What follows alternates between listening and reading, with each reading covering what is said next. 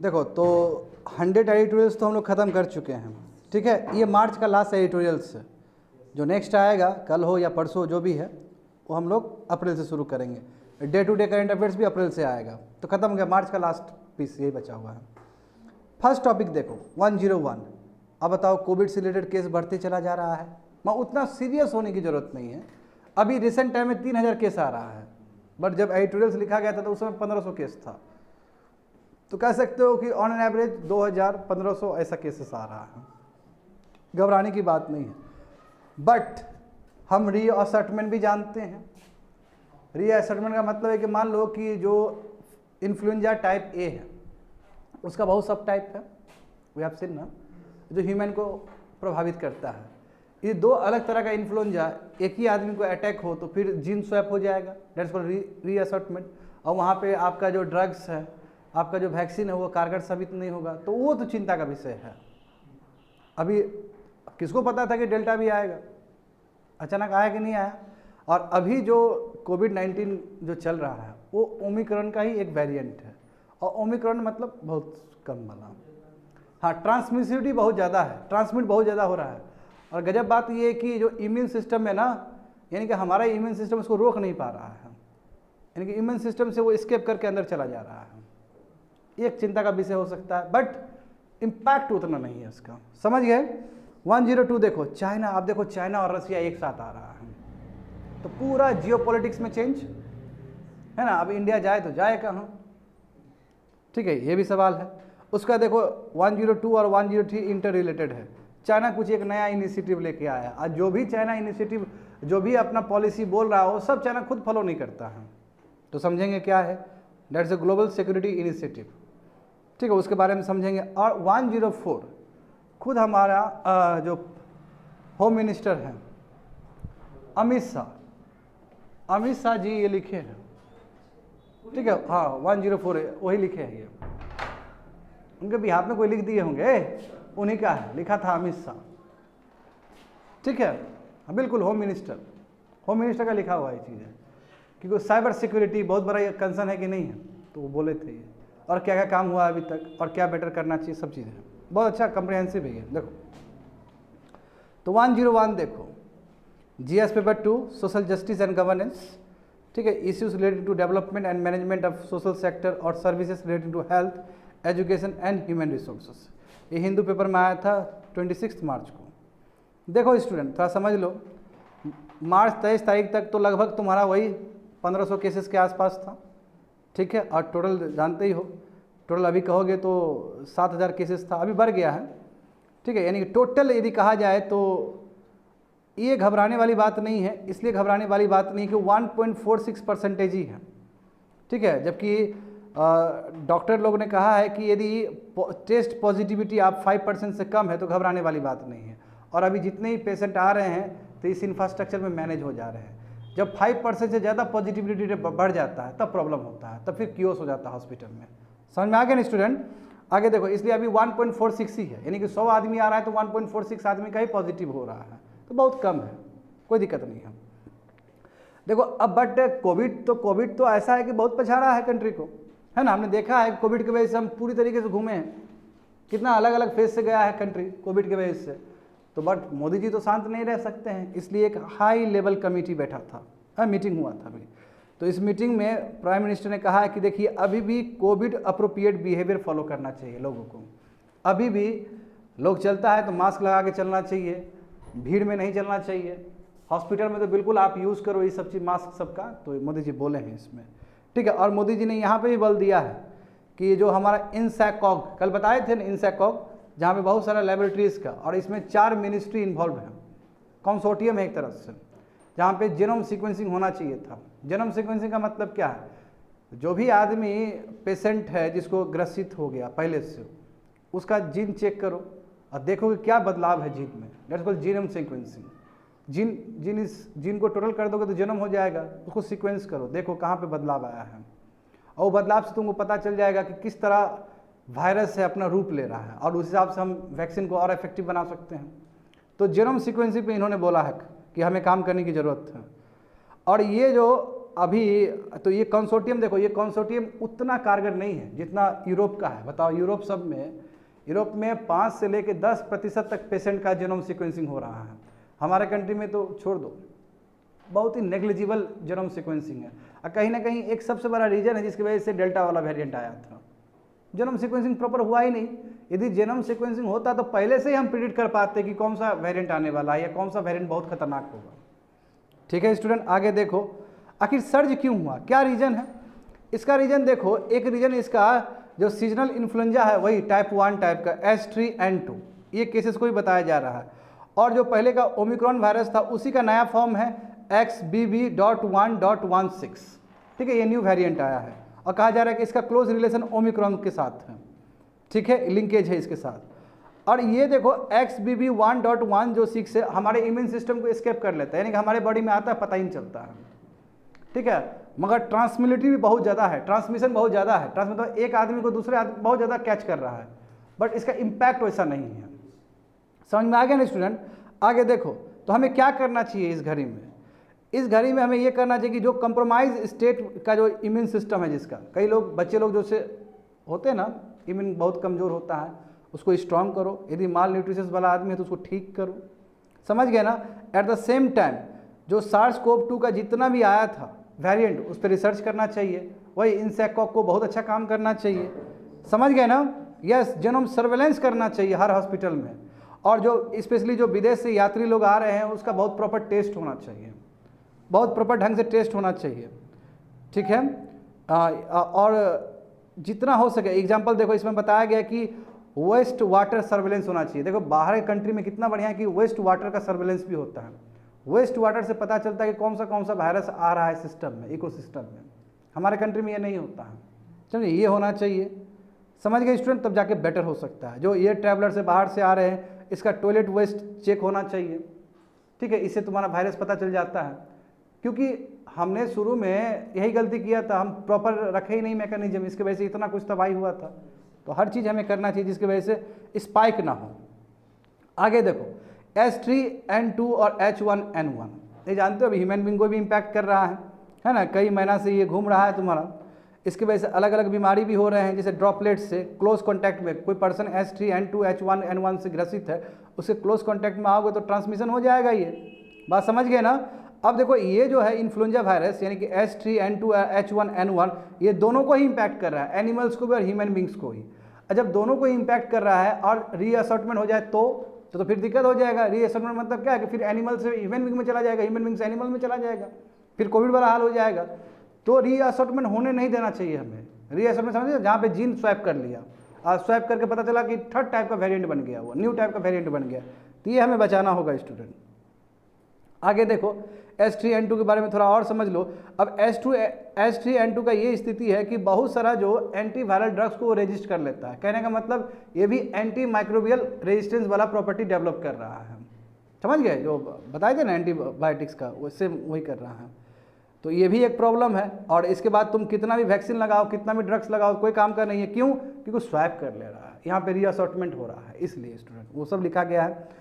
तो ये वायरस की वजह से देखो फीवर हो रहा है, वही H3N2 की वजह से। रेस्पिरेटरी प्रॉब्लम हो रहा है, वही सारी, यानी कि सीवियर एक्यूट रेस्पिरेटरी इन्फेक्शंस हो रहे हैं।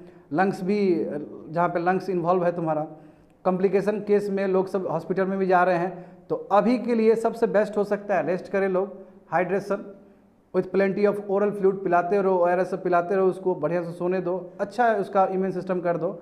और कोशिश करो कि फ्रूट और वेजिटेबल खाए ताकि इम्यून सिस्टम स्ट्रांग हो। जितना इम्यून सिस्टम स्ट्रांग होगा उतना ही ये जो न्यू वेरिएंट आया है उससे वो सह सकेगा। यही है तुम्हारा एडिटोरियल। समझ में आ गया ना?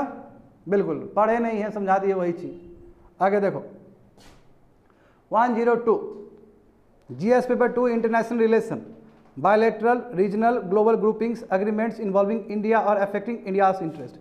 22 मार्च को आया था स्टूडेंट ये। अब देखो क्या हुआ।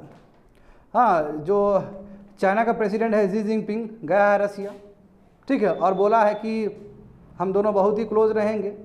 ठीक है, हमारा जो भी अलायंस है किसी थर्ड पार्टी को टारगेट करने के लिए नहीं है। ठीक है, हम क्या करना चाहते हैं, पीसफुल टाइज करना चाहते हैं। हम एक अपना रिलेशन को बेहतरीन तरीके से आगे ले जाना चाहते हैं। अगर जब देखो इसी समय क्या हुआ कि जापान का जो प्राइम मिनिस्टर वो यूक्रेन पहुंच गया। कन्फ्लिक्ट देख रहे हो ना, ठीक है। और उसी बीच क्या हुआ कि रसिया से तुम्हारा मिसाइल दाग दिया तुम्हारा वो साउथ चाइना सी के ऊपर जो ईस्ट चाइना सी है वहाँ पे। तो अभी जियो पोलिटिकल प्रॉब्लम हो रहे हैं, समझ गए ना। और देखो जी जिनपिंग तब गया है, जस्ट एक दिन बाद गया है जब तुम्हारा वॉरेस्ट अरेंट आ गया था आईसीसी की तरफ से। कॉम्प्लेक्सिटी देख रहे हो स्टूडेंट तुम लोग, ये देखो इंडो पैसिफिक रीजन है और तुम्हारा चाइना का बेल्ट रोड इनिशिएटिव का फिगर दिया गया है, तुम लोग जानते हो ये चीज़। तो अब हम कह सकते हैं कि देखो रिसेंट ईयर में चाइना और रसिया एक साथ आया है ना, और बोला कि हमारा जो रिलेशन है इसका कोई लिमिट नहीं है, ठीक है। और ये हिस्ट्री में एक नया रूप लेगा, ठीक है। दोनों लीडर ने कोई भी यूक्रेन पे डायरेक्ट बात नहीं किया है, यूक्रेन पे बात ही नहीं हुआ, समझ में आ रहा है ना। और बीजिंग देखो वही बोला कि उस पर कोई वैसा कोई बात भी नहीं हुआ है। इसमें चाइना बोला कि 12 पॉइंट लेके आएंगे हम लोग और उस पर बात करेंगे, और 12 पॉइंट में टेरिटोरियल सॉवरेनिटी का बात किया गया है। ये बताओ, ये लोग टेरिटोरियल सॉवरेनिटी का बात करता है, खुद इंडिया के साथ वॉयलेट कर रहा है, किसी को पता नहीं कि 12 पॉइंट क्या है, बट वो टेरिटोरियल से रिलेटेड था। क्या करेगा यार ये लोग। यहाँ पे देखो, तो इसका मतलब अभी यूनाइटेड स्टेट्स के साथ तो हम जान ही रहे टेक वार हो रहा है दोनों के बीच में, है कि नहीं बताओ तो, है ना। क्योंकि अभी मल्टीपोलर वर्ल्ड है, अब सोचेगा कि यूनाइटेड स्टेट्स पहले की तरह रूल करे तो ये नहीं होने वाला है।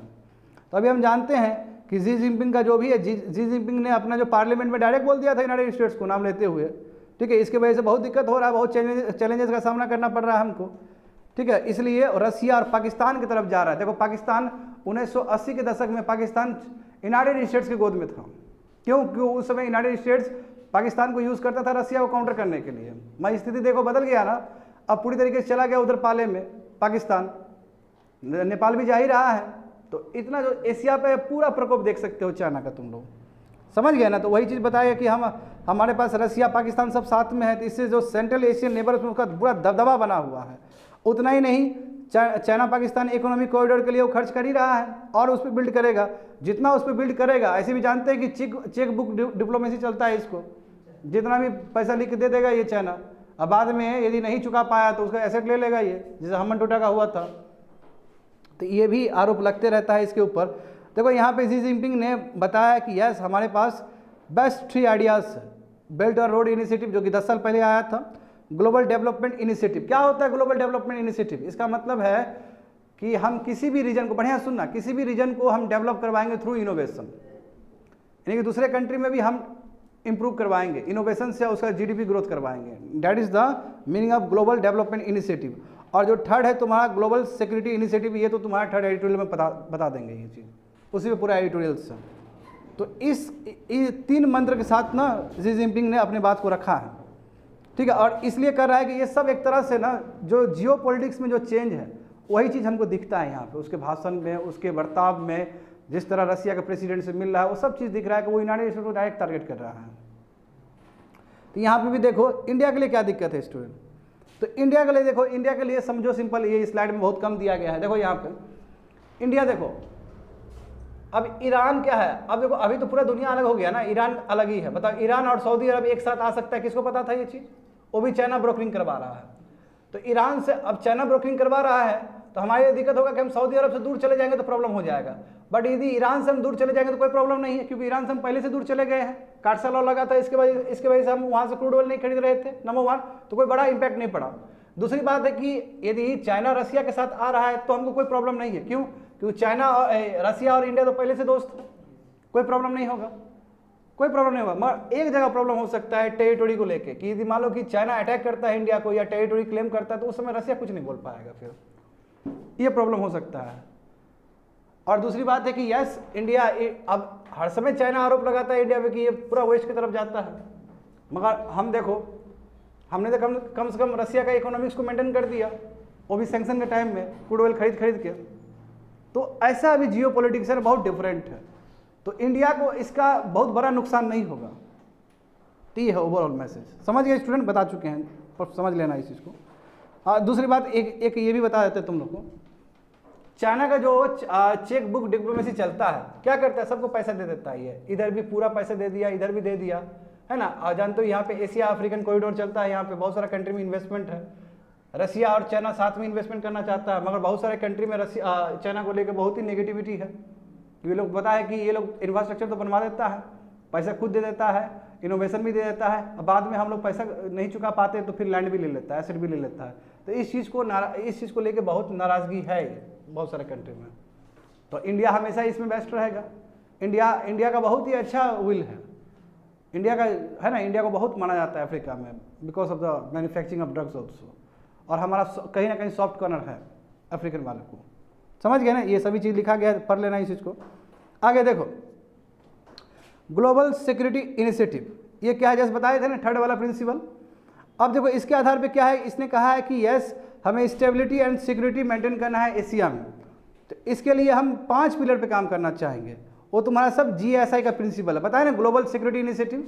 इसमें ये 5 चीज़ पे काम करेगा, म्यूचुअल रेस्पेक्ट पे, ओपननेस पे एंड इंक्लूजन पे, मल्टीटेलिज्म पे और म्यूचुअल बेनिफिट पे और होलिस्टिक अप्रोच पे। बताओ ये 5 चीज़ बोला है, 5 चीज़ पे खुद चाइना फॉलो नहीं करता है, खुद चाइना फॉलो नहीं करता है। ये डायरेक्ट गिदर भभकी है तुम्हारा यूनाइटेड स्टेट्स को, देखो भाई हम भी पावरफुल ही है। तो देखो फर्स्ट देखो म्यूचुअल रेस्पेक्ट, कहा है का म्यूचुअल रेस्पेक्ट, बताओ कभी ये टेरिटरी का रेस्पेक्ट किया है? हाँ कभी किया है, बताओ। तो अनक्लोज का जो वर्डिक्ट आया था 2016 में, क्या बोला, हम नहीं मानते हैं आपकी बात को। यदि म्यूचुअल रेस्पेक्ट होता तो आपको पता नहीं है कि यहाँ फिलीपींस है, आपको पता नहीं कि यहाँ वियतनाम है। वियतनाम 200 नॉटिकल माइल्स को क्यों नहीं यूज़ कर सकता है, तो इसको यूज़ करने नहीं देता है, तो काहे का म्यूचुअल रेस्पेक्ट। इसको वहाँ पे डीप माइनिंग करने ही नहीं देगा, उसको ओशन का रिसोर्सेस यूज़ करने ही नहीं देता है, तो फालतू का म्यूचुअल रेस्पेक्ट है।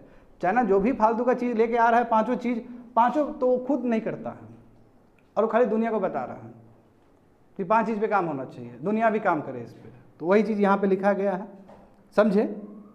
वही देखो इंडिया का जो इंडियन टेरिटोरियल इंटीग्रिटी उसको कहाँ मान रहा है, हर समय अंडरमाइन करता है, हर समय इस्लामी टेक्निक से आ रहा है कि नहीं आ रहा है, सलामी इस्लाम है ना टेक्निक, यानी कि हल्का ज़मीन ले लिए, फिर वहाँ बैठ गए, फिर ज़मीन ले गए, फिर आगे हो रहा है कि नहीं हो रहा है। ताइवान रीजन में हो रहा है, तुम्हारा ऊपर लद्दाख वाला रीजन में हो रहा है, ये प्रॉब्लम है।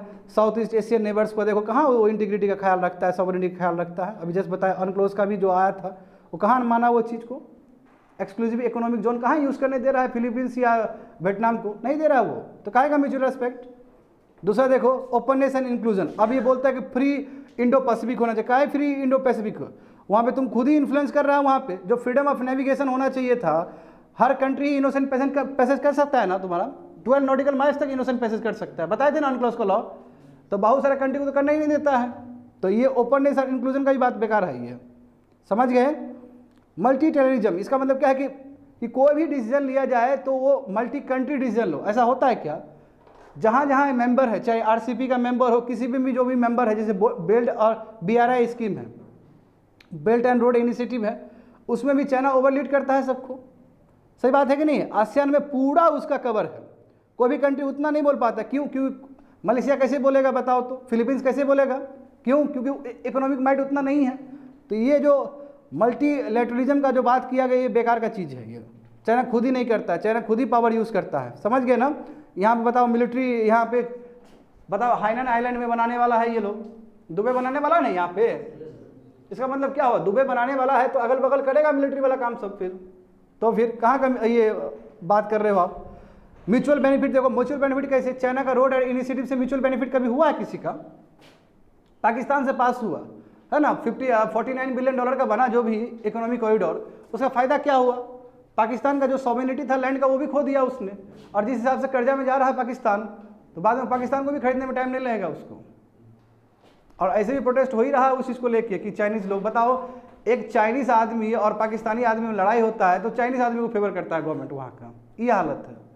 क्यों, क्योंकि चाइनीज़ आदमी कुछ बोलेगा तो फिर पिटाई होगा पीछे से, ये हालत है। और चेक बुक डिप्लोमेसी देखो, चेक बुक डिप्लोमेसी है इसका, पैसा दे दिया, ओवरबर्डन हो गया, जो भी उसका एसेट है वो ओवरटर्न कर लेगा वो। हॉलिस्टिक अप्रोच, काहे का हॉलिस्टिक अप्रोच, इसका हॉलिस्टिक अप्रोच कभी रहा है, जैसे कोविड का टाइम में देख लो स्टूडेंट, कोविड के टाइम में क्या था, WHO बोला था कि हम जाएंगे वुहान लेबोरेटरी को चेक करेंगे, चेक करने दिया, शुरू में नहीं दिया, ये बाद में चेक करने के लिए दिया, जब मामला गड़बड़ हो सब खत्म हो गया तब जाकर चेक करने दिया था। तो काहे का हॉलिस्टिक अप्रोच, कोई अप्रोच ही नहीं है आपका। तो ये जो 5 चीज़ लेके आया सब गलत है, बस एक नैरेटिव फैलाने की कोशिश किया जा रहा है वर्ल्ड में। यूनाइटेड स्टेट्स को देखो, हम भी विश्व गुरु बन सकते हैं, और कुछ नहीं, खत्म हो गया जी, वही सब बताया। यहाँ पे देखो, cyber security is shared responsibility both state and citizen, सही बात है ना।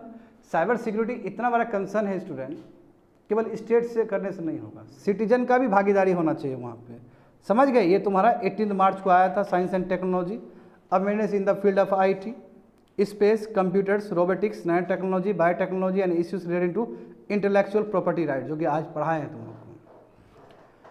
ये देखो मिनिस्ट्री ऑफ होम अफेयर्स, ठीक है, इसने बोला है कि देखिए बहुत सारे स्टेप्स हमने लिया है ना, हमने फ्रेमवर्क तैयार किया है, यूनिफॉर्म साइबर स्ट्रेटेजी, कोई भी साइबर क्राइम्स का होता है तो रियल टाइम रिपोर्ट हो सकता है उससे रिलेटेड।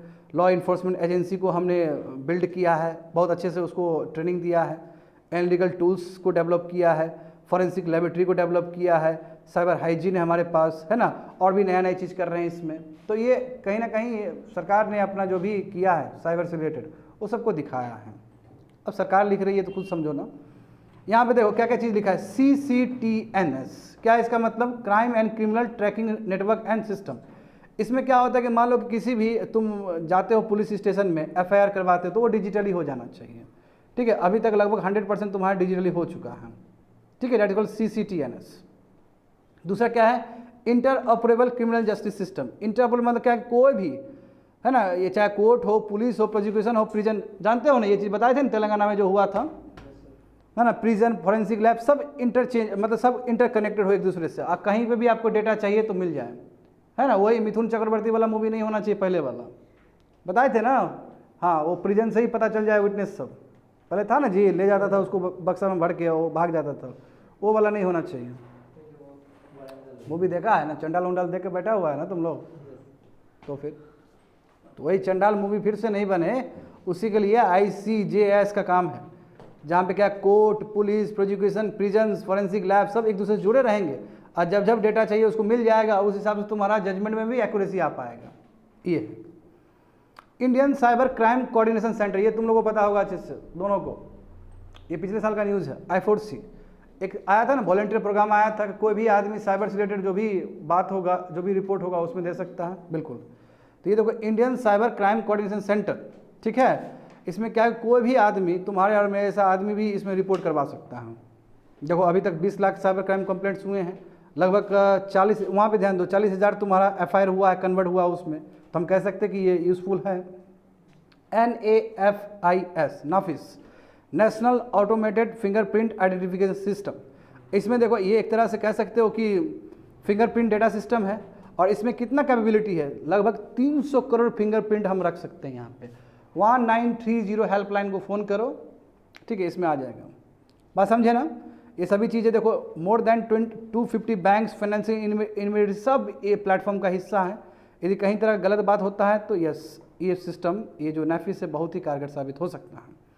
आगे देखो, investigation tracking system for sexual offences, इसके लिए भी पोर्टल बना हुआ है। मान लो कि जो पॉस्को एक्ट के हिसाब से है ना, 18 साल के जो बच्चा हो उसके नीचे, उम्र से नीचे, यदि कोई भी क्राइम हुआ हो तो आप इस पोर्टल में जाके कंप्लेंट कर सकते हो, ठीक है। सेफ्टी सिटी प्रोजेक्ट देखो, इसके लिए भी बनाया गया कि महिलाओं के लिए एक बेटर इन्वायरमेंट होना चाहिए काम करने के लिए, ठीक है, तो उसके लिए बनाया गया, सब साइबर क्राइम से रिलेटेड है ये। आगे देखो और भी क्या क्या चीज़ इंपॉर्टेंट है। होम मिनिस्ट्री ने कहा कि यस, हम साइबर सैनिटेशन और हाइजीन भी करना चाहते हैं, जो सबसे ज़्यादा वल्नरेबल है, जो सबसे ज़्यादा अटैक होता है साइबर, उस पर हम करना चाहेंगे, ठीक है। 100 करोड़ का तुम्हारा ग्रांट देने वाला दिया है तुम्हारा इसको, स्टेट्स और यूटीज़ को, ताकि वो लोग ठीक से फॉरेंसिक ट्रेनिंग लेबोरेटरीज बना सकें, और इस तरह का जो साइबर क्राइम हो रहा है, विदेश में बैठ के लोग कर रहे हैं या देश में ही कर रहे हैं, उस चीज़ को झेल सके। एक तुम्हारा एक पोर्टल आया था, साइट्रेन पोर्टल, ये पोर्टल इसलिए लाया गया था, ये I4C ही लाया है, बताए ना, I4C वही लाया है, उसी ने डेवलप किया, ताकि जो नए नए इमर्जिंग इश्यूज़ है, जैसे डार्क वेब, देखते हो ना डार्क वेब में कितना गंदा गंदा काम होता है, ठीक है। डीप फेक्स हो गया, डीप फेक्स देख रहे हो ना, हम कुछ नहीं बोले मगर हमारे नाम पे वो वीडियो लीक हो गया, डेट्स कॉल्ड डीप फेक्स, बताए थे ना उस दिन। क्रिप्टो करेंसी जो इलीगल चीज़ है, यदि इलीगल चीज़ यदि प्रमोट हो रहा है तो कैसे वो कम हो, इसके लिए पोर्टल बनाया गया है साइट्रेन, और किसने प्रमोट किया है, ये तुम्हारा I4C ने। आगे देखो, टास्क कैनट बी हैंडल, केवल सरकार के करने से नहीं होगा स्टूडेंट, सरकार के करने से बिल्कुल नहीं होगा, हमें नागरिक को भी सहयोग करना होगा इसमें, ठीक है, तभी जाके ये काम पूरा हो सकता है, क्योंकि ये ऐसा चीज़ है, ये इमर्जिंग इशू है, ठीक है। That's it, 24 minute.